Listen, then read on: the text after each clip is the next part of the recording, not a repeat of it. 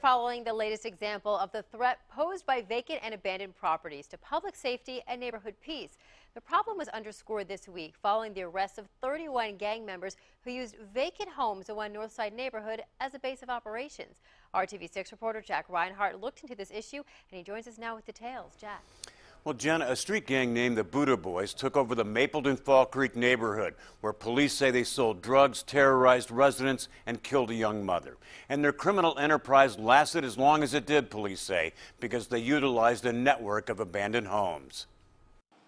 Dozens of times each day, Metro police officers respond to reports of people breaking into abandoned and vacant structures. This one at 32nd and Brow, slated for demolition, is posted with signs that warn the building is full of asbestos.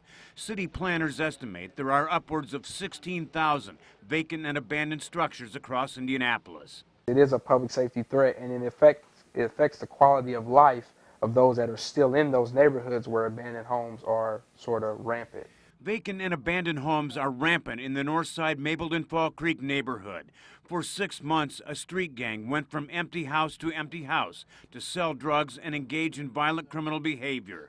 Undercover Metro officers decided to clean up the crime and at the same time try and clean up the neighborhood. We have positively affected about 51% of those 114 abandoned houses in there, either getting them torn down on a tear down list or getting the owners to bring them up to code and occupying them. It can take from 8 to 10 months to work through the process to get a single abandoned structure demolished. And while Mapleton Fall Creek leaders commend the police effort, they say more needs to be done.